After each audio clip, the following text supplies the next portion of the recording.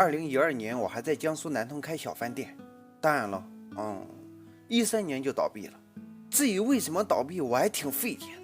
我感觉我的经营理念挺好的呀，遇到上海的旅游团，我就给他们推荐湖南菜、四川菜，换换口味嘛。遇到湖南的旅游团，我就给他们推荐上海菜、无锡菜，换换口味嘛。有一天，一个上海的阿姨在我的店里辣得直呲牙，她拍着我的肩膀说：“小伙子呀，菜炒的挺好的呀，怎么就想着当老板了呢？今天就把这道当初把上海阿姨辣得直呲牙的湘西小炒肉送给你们，这也是我店里卖的最好的一道菜，希望你们能够喜欢。来看看用到的主要食材有哪些：洋葱1个，香菜1小撮，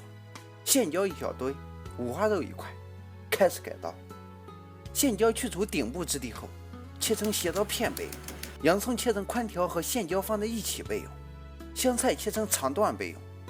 五花肉去皮后切成薄片备用。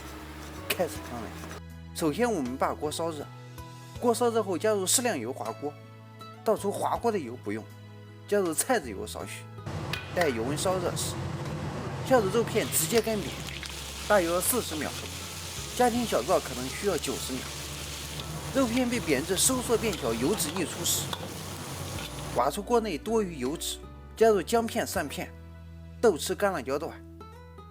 稍煸炒一下，炒出豆豉和料头的香味后，加入老抽少许调色，稍扒拉几下爆出其酱香味，加入洋葱条和线椒，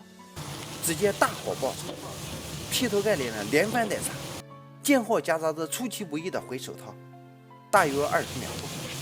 鲜料的香味被炒出时，我们再加入料酒少许去腥，稍扒拉几下开始调味，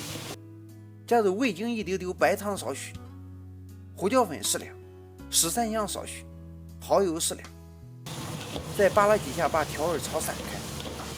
最后我们再加入辣香露适量调咸味，下入香菜段，翻炒均匀即可出锅，搞定了。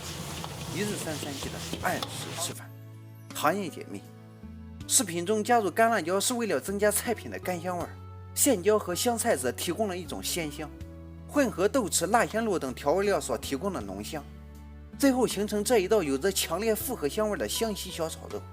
为保证菜品的干香、鲜香和浓香，此菜在烹饪过程中禁止加水。对于翻锅技术不过关的朋友，可以加入少许料酒，避免干煸时糊锅。其实吧，湘菜的一大精髓就是不焯水、不油炸，直接干煸。今天的讲解就到这里，喜欢的可以点击关注、转发、评论。大家喜欢吃什么菜都可以在视频下方留言，你喜欢吃什么我就做什么。